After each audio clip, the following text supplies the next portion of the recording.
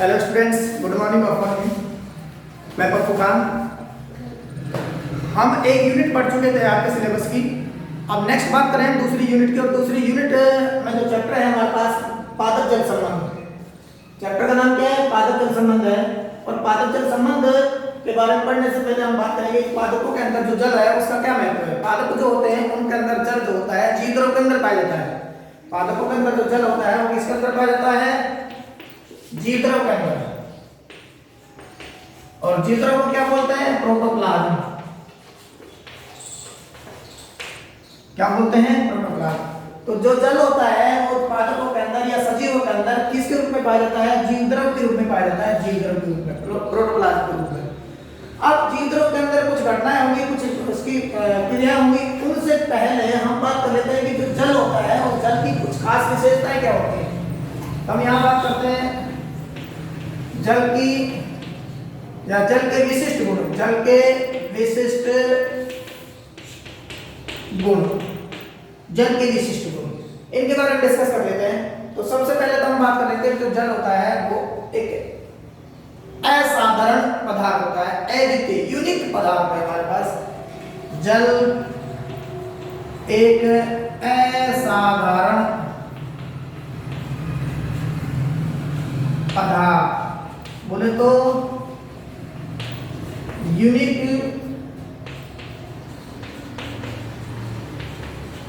Substances है, असाधारण पदार्थ है। दूसरी बात करें, जल जो होता है संसार का सर्वोत्तम विलायक माना जाता है। जल संसार का सर्वोत्तम विलायक है। सर्वोत्तम विलायक का मतलब होता है, विलायक मतलब सॉल्वेंट। क्या है?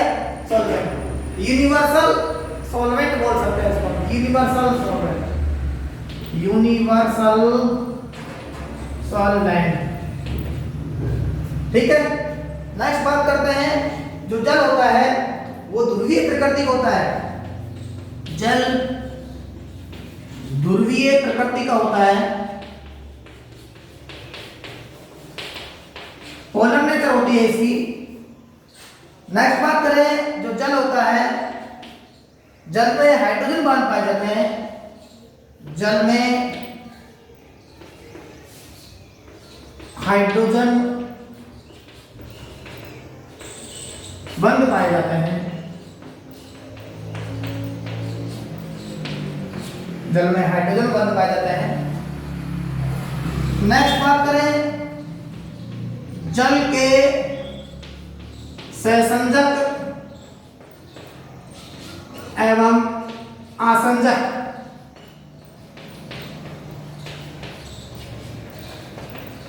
बल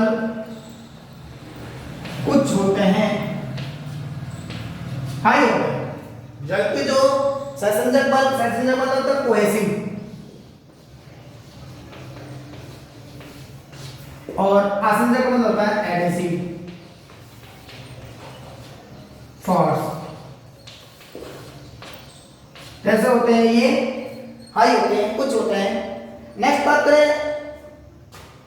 इसकी जो पीएच होती है वो क्या होती है? 7 होती है। जल की पीएच जो कहती होती है 7 होती है।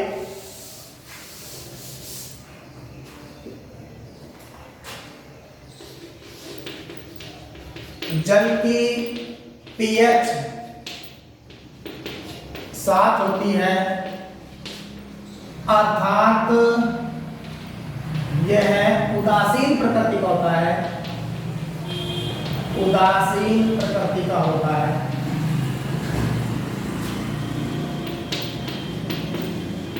उदासीन प्रकृति का होता है। नेक्स्ट बात करें, जल की जो विशिष्ट ऊष्मा होती है, जल की विशिष्ट ऊष्मा, जल की विशिष्ट ऊष्मा उच्च होती है, हाई होती है। स्पेसिफिक हीट एनर्जी कैसी होती है इसकी? उच्च होती है, अधिक होती है। नेक्स्ट, इसका जो घनत्व है जल का विशिष्ट घनत्व जल का विशिष्ट घनत्व, जल का विशिष्ट घनत्व जो है 4 डिग्री सी टेम्परेचर पर ताप पर सर्वाधिक होता है।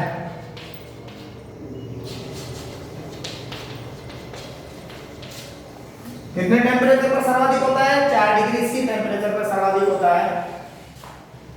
नेक्स्ट अगर बात करें यहाँ पर पैरावैद्युतांक भी इसका सर्वाधिक होता है। इसका पैरावैद्युतांक भी सर्वाधिक होता है।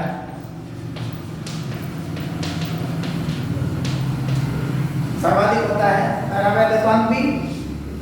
और नेक्स्ट अगर हम बात करें तो एक और प्रॉपर्टी है इसकी कि जो जल होता है वो पदार्थ की तीनों अवस्थाओं में पाया जाता है। पदार्थ की तीनों अवस्थाओं में पाया जाता है। जल पदार्थ की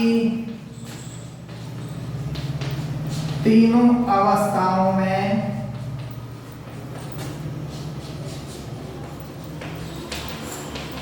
पाया जाता है। जैसे ठोस, बर्फ,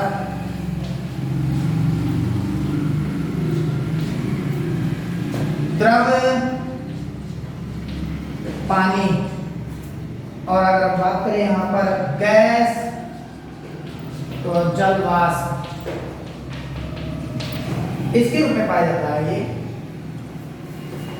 तो हमने क्या देखा कि पादप जल संबंध से पहले हमने जल के विशिष्ट लक्षण देखे। जल के विशिष्ट लक्षणों के अंदर हमने देखा कि जल जो होता है असाधारण यूनिक सबस्टेंसेज है। जल संसार का सर्वोत्तम विलायक माना जाता है। यूनिवर्सल सॉल्वेंट कह सकते हैं इसको हम।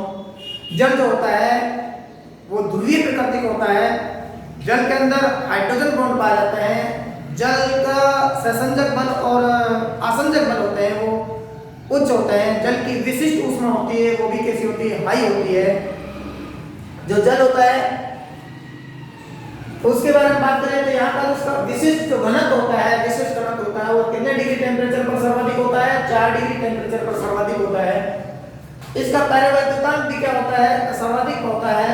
जल जो होता है पदार्थ की तीनों अवस्थाओं में पाया जाता है। ठोस, द्रव और गैस। जैसे ठोस बर्फ के रूप में, द्रव पानी के रूप में और गैस जल वाष्प के रूप में पाया जाता है।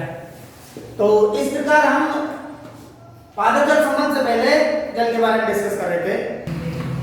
जल के विशिष्ट गुणों के बाद में अब हम बात करते हैं जीव द्रव में होने वाली प्रमुख घटनाएं। जीव द्रव में होने वाली प्रमुख घटनाएं। जीव द्रव में होने वाली प्रमुख घटनाएं।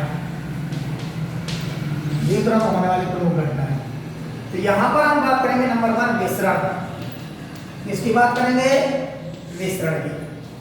और नंबर 2 बात करेंगे हम पारगम्यता। पारगम्यता। नंबर 3 बात करेंगे परासरण। नंबर 4 बात करेंगे हम परासरण के बाद में जीव द्रव कुंचन।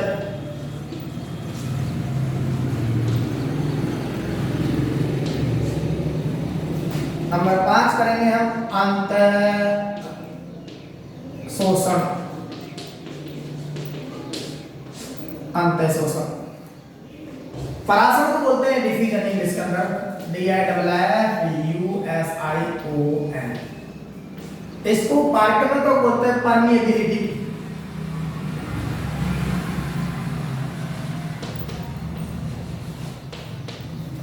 परमिएबिलिटी बोलते हैं। परासरण को बोलते हैं ओस्मोसिस। जीव द्रव कुंचन को बोलते हैं प्लाज्मोलाइसिस।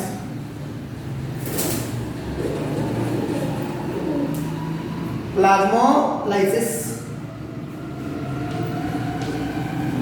और अंत शोषण को बोलते हैं इम्बाइबेशन।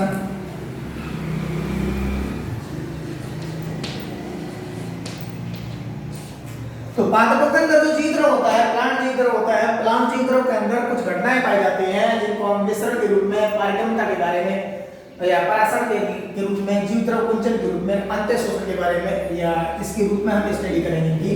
तो वन बाय वन हम डिस्कस करेंगे। सबसे पहले हम बात करेंगे मिश्रण के बारे में। किसके बारे में बात करेंगे? मिश्रण की बात करेंगे।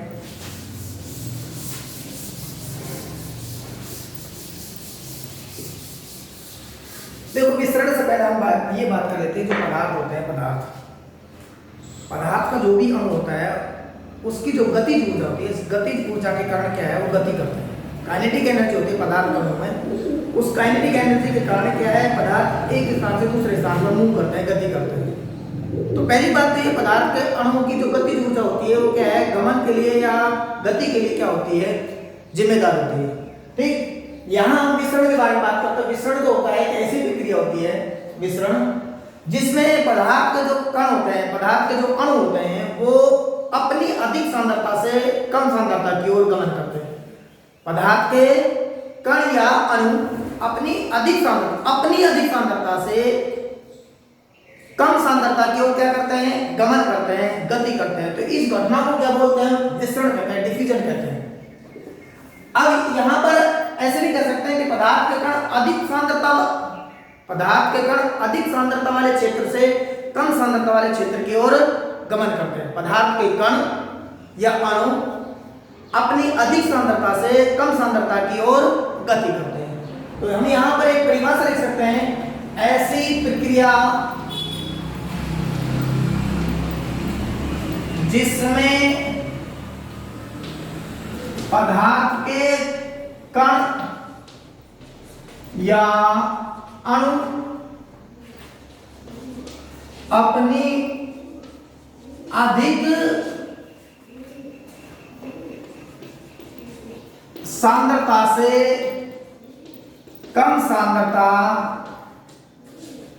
की ओर गति करते हैं, विसरण कहलाता है। क्या कहलाएगा? विसरण कहलाता है, विसरण कहलाता है। ये हमारे पास क्या होगा, इसकी डेफिनेशन की, ऐसी प्रक्रिया जिसमें पदार्थ के कण या अणु जो होते हैं अपनी अधिक सांद्रता से कम सांद्रता की ओर गति करते हैं, क्या कहलाते हैं, विसरण कहलाता है। अब जैसे एग्जाम्पल के लिए बात करें, अमोनिया गैस को, अगर अमोनिया गैस की बोतलों को अगर खुली छोड़ दे तो कुछ समय पश्चात वो पूरे कमरे के अंदर उसकी गंध फैल जाती है। तो यहाँ पर हमारे पास अमोनिया जो गैस है वो बोतल के अंदर उसकी जो सांद्रता है वो अधिक है, कमरे के अंदर उसकी सांद्रता न के बराबर है। तो ऐसे में जैसे ही बोतल को खोलेंगे तो बोतल के अंदर जो पदार्थ के जो कण हैं अधिक सांद्रता से कम सांद्रता के और पूरे कमरे के अंदर फैल जाएंगे। तो यहाँ पर क्या है, अमोनिया गैस का एक तरह से मिश्रण हो रहा है। दूसरी बात करें, जैसे हमारे पास कॉपर सल्फेट के क्रिस्टल है, कॉपर सल्फेट के क्रिस्टल है, अगर उनको पानी में डाला जाए तो कुछ समय पश्चात पूरा पानी क्या है, नीला हो जाएगा। तो यहाँ पर कॉपर सल्फेट जो है उसके जो कण है शुरुआत में क्या अधिक सांद्रता वाले क्षेत्र में थे, पार्ट में थे, और अब उसके बाद जब उनको पानी में डाला जाता है तो पानी के अंदर कम सांद्रता है, नेक्स्ट सांद्रता नहीं है उनकी, तो पानी के अंदर वो फैल जाएंगे। तो इस घटना को क्या बोल रहे हैं, हम विसरण कह रहे हैं। नेक्स्ट अगर बात करें, जैसे लाल दवा होती है पानी के अंदर कीटाणुनाशक मारने के लिए, कीटाणुनाशक रूप में काम में ली जाती है। तो लाल दवा को अगर पानी के अंदर डाल दें तो कुछ समय पश्चात पूरा पानी क्या हो जाता है, लाल हो जाता है। तो ये जो घटना है, जैसे तो ये हमारे पास किसकी घटना है, विसरण की घटना है।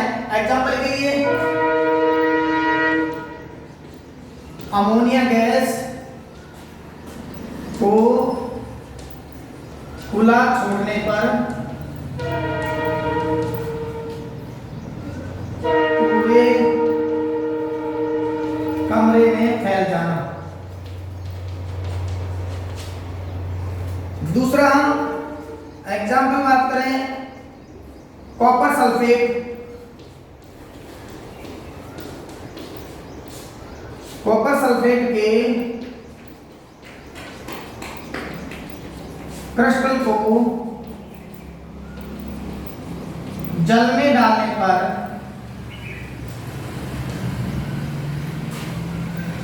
पूरा जल नीला हो जाता है। पूरा जल कैसा हो जाता है, नीला हो जाता है। इत्र की या सेंट की जो शीशी होती है, इत्र की गंध का फैलना। इत्र की शीशी को जब हम खोलते हैं तो पूरी जो इत्र की जो गंध होती है वो पूरे कमरे में फैल जाती है। तो ये भी क्या हमारे पास क्या है, मिश्रण की एक बात करते हैं हम, एग्जाम्पल है। अब ये जो हमारे पास मिश्रण जो है, इसमें पदार्थ के जो अणु है अधिक सांद्रता से कम सांद्रता की ओर गमन कर रहे हैं। लेकिन हम एक बात और देखते हैं, जब पदार्थ के कण, एक बहुत इंपॉर्टेंट टर्म्स आते हैं, स्वतंत्र मिश्रण के बारे में बात करते हैं। किसके बारे में बात करते हैं, स्वतंत्र मिश्रण। तो स्वतंत्र मिश्रण प्रक्रिया क्या है, ये थोड़ा देखते हैं। स्वतंत्र मिश्रण प्रक्रिया के अंदर ये होता है कि भाई जो पदार्थ के जो कण होते हैं वो अपनी सांद्रता पर ही निर्भर करते हैं, अन्य पदार्थों की सांद्रता पर निर्भर नहीं करते। स्वतंत्र मिश्रण, स्वतंत्र मिश्रण, इंडिपेंडेंट डिफ्यूजन।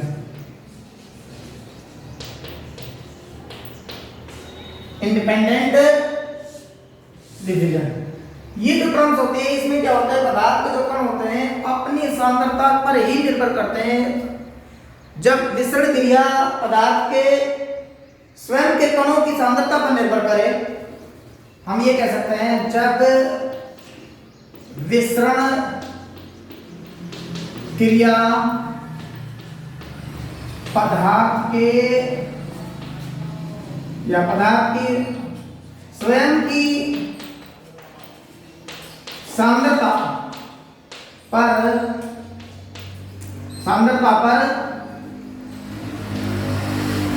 निर्भर करे तो इसे स्वतंत्र मिश्रण कहते हैं।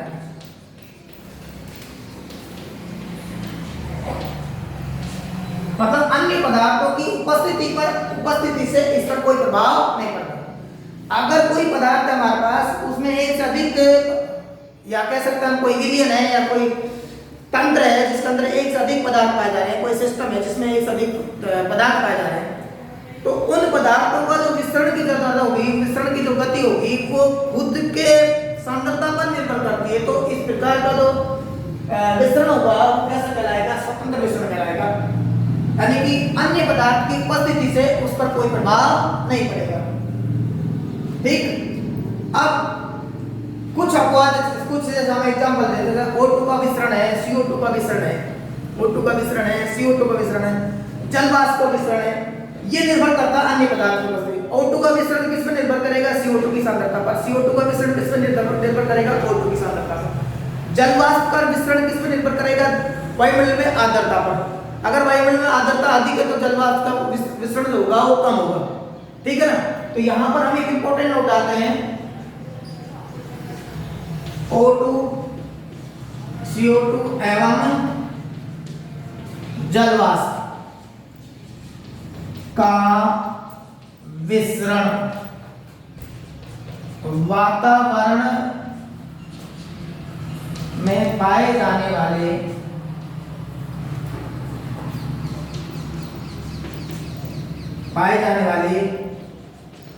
अन्य पदार्थों पर निर्भर करता है। अन्य पदार्थों पर निर्भर करता है। यहां पर ये इंपॉर्टेंट नोट है कि O2 है, CO2 है, जल वाष्प है, इसका जो विसरण होता है वातावरण में पाए जाने वाले अन्य पदार्थों की उपस्थिति पर निर्भर करता है। अगर ये अन्य पदार्थ उपस्थित होते हैं तो O2, CO2 और जल वाष्प की विसरण की जो दर होती है वो प्रभावित होती है। ठीक है। नेक्स्ट हम बात करेंगे आगे चलकर विसरण को प्रभावित करने वाले कारक। विसरण को प्रभावित करने वाले कारक, तो इसके लिए हम बात करेंगे वन बाय वन। तो हम बात करेंगे अब विसरण को प्रभावित करने वाले कारकों के बारे में। सबसे पहले बात करेंगे विसरण को प्रभावित करने वाले कारकों में नंबर 1 टेम्परेचर, तापमान।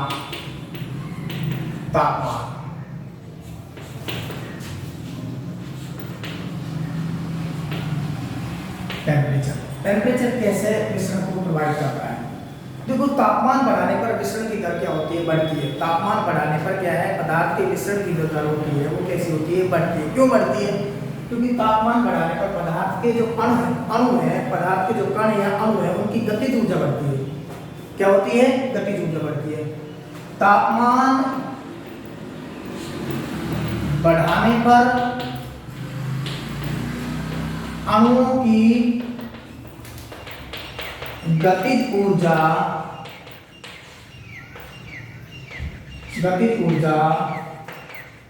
बढ़ती है। इस कारण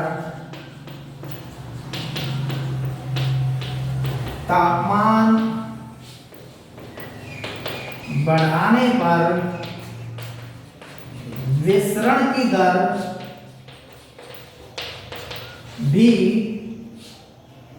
दर भी बढ़ती है।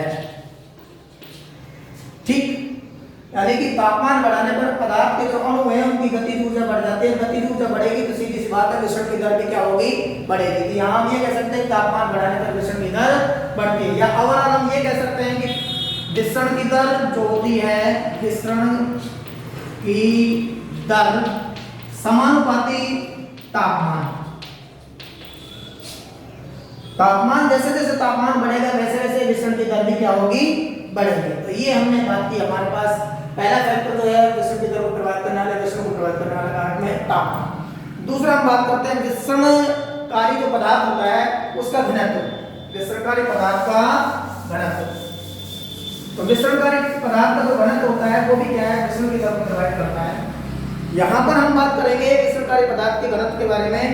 तो एक वैज्ञानिक हुआ है ग्राम है, क्या हुआ है, ग्राम। हम दूसरी बात कर रहे थे, दूसरा पॉइंट विसरणकारी पदार्थ का घनत्व।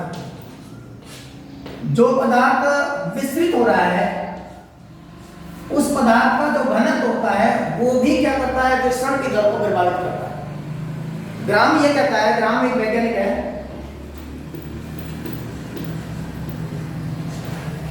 ग्राम क्या कहता है, ये कहता है कि जो विसरण की दर होती है, विसरण की जो दर होती है, विसरणकारी पदार्थ के जो घनत्व होता है, विसरणकारी पदार्थ का जो घनत्व होता है उसका वर्गमूल के व्युत्क्रमानुपात होती है।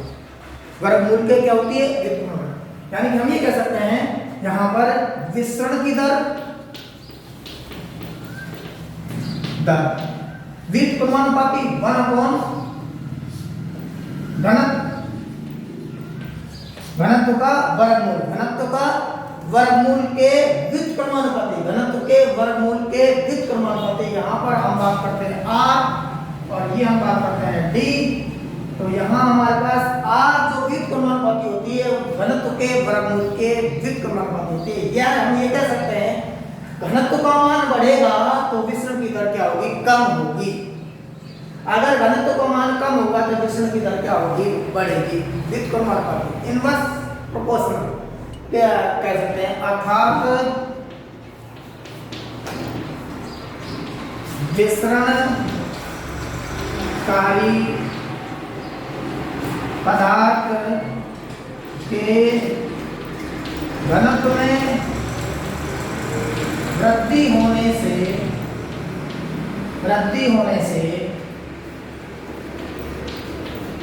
विसरण की दर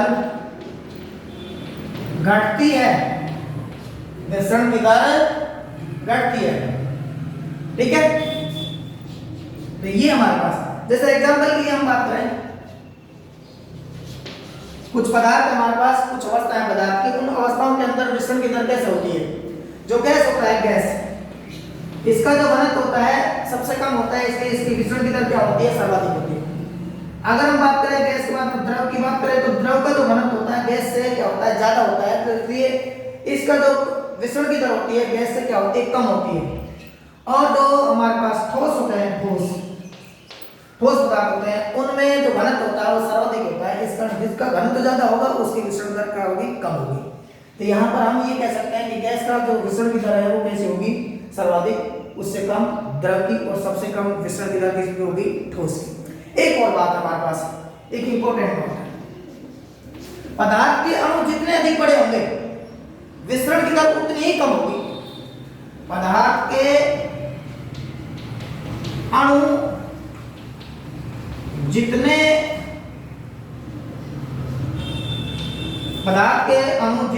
अधिक बड़े होंगे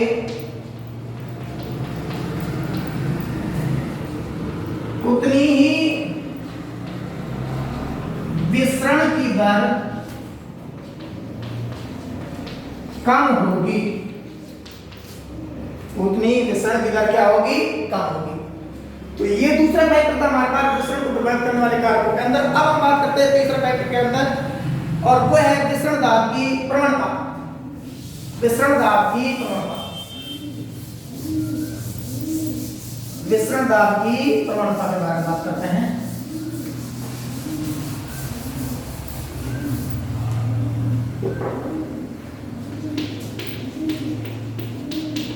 विसरण दाब की प्रवणता तीसरा पैटर्न, यानी कि हम ये कह सकते हैं diffusion gradient, diffusion pressure gradient.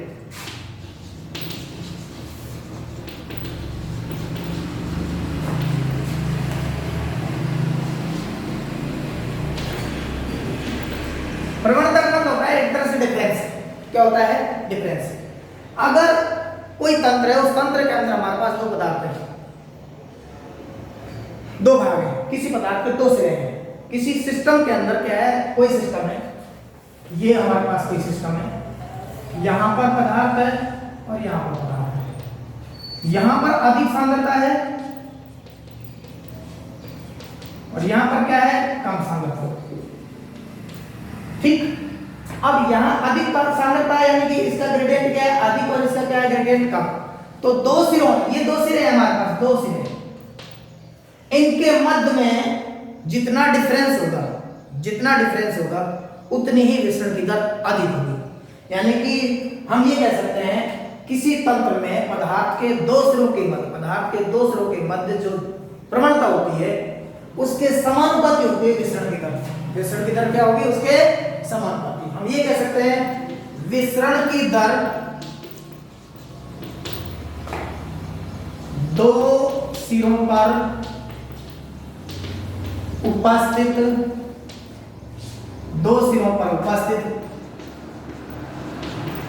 पदार्थों की प्रवणता के समानुपाती होती है।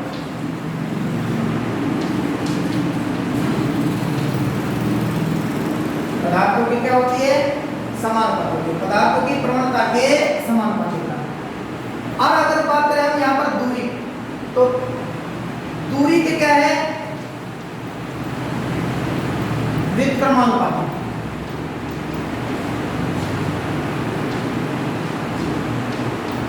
देखो, दो सिरों पे पर उपस्थित जो प्रवणता है, पदार्थ की प्रवणता डिफरेंस है, उसके तो क्या है? समानुपाती।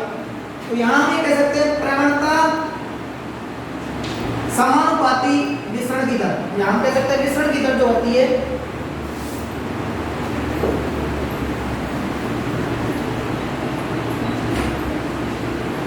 समानुपाती प्रवणता। क्या है? प्रवणता। और ये हम कह सकते हैं विसरण की दर व्युत्क्रमानुपाती दूरी। पदार्थ के जो कण हैं जितनी अधिक दूरी पर उपस्थित होंगे उनकी विसरण की दर क्या होगी? उतनी ही कम होगी। तो यहाँ पर हम बात करते हैं डिस्टेंस की बात करें तो डिस्टेंस के तो व्युत्क्रमानुपाती, डिफरेंस के या प्रवणता के क्या होता है? समानुपाती। किसकी दर? विसरण की दर। ठीक है। तो नेक्स्ट हम बात करेंगे विसरण का महत्व। विसरण का महत्व बात करते हैं हम नंबर 1। विसरण का महत्व में नंबर 1 है प्रकाश संश्लेषण के दौरान जो गैसों का आदान प्रदान होता है, गैसों का विनिमय होता है, वो किस क्रिया द्वारा होता है? विसरण द्वारा होता है। प्रकाश संश्लेषण के दौरान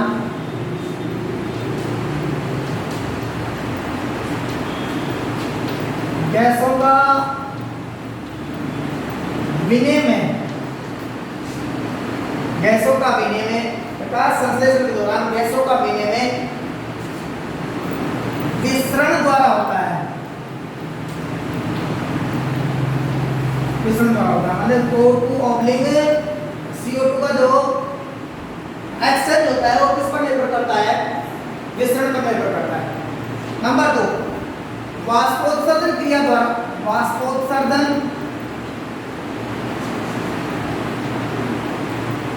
क्रिया के दौरान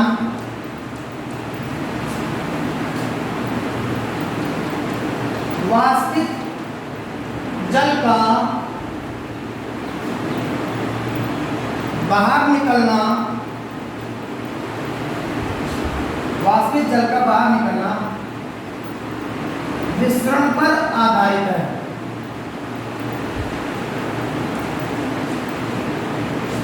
विसरण पर आधारित है। नेक्स्ट हम बात करते हैं यहाँ पर जो खनिज लवण होते हैं, क्या होते हैं? खनिज लवण। खनिज लवण एवं जल का निष्क्रिय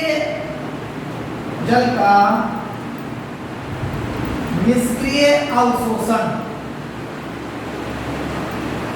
जल का निष्क्रिय अवशोषण विसरण पर आधारित होता है।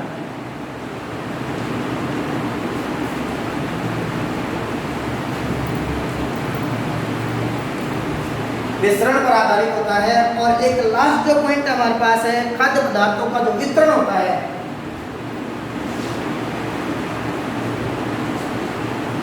खाद्य पदार्थों का वितरण, डिस्ट्रीब्यूशन भी विसरण पर निर्भर करता है। विसरण पर निर्भर। तो विसरण का महत्व हमारे पास 4 पॉइंट्स में, प्रकाश संश्लेषण के दौरान गैसों का विनिमय, वाष्पोत्सर्जन क्रिया के दौरान वाष्पित जल का वायुमंडल में निकलना, और खनिज लवण और जल का निष्क्रिय अवशोषण, और खाद्य पदार्थों का वितरण। ये जो है प्रक्रिया हमारे पास किस पर निर्भर है? ये विसरण पर निर्भर है। पादपों के अंदर विसरण का इस प्रकार ये महत्व है। एक लास्ट एक क्वेश्चन डाल रहा हूं मैं आपको, जिसको कमेंट बॉक्स में आप उत्तर लिखेंगे उसके, और वो क्वेश्चन ये है,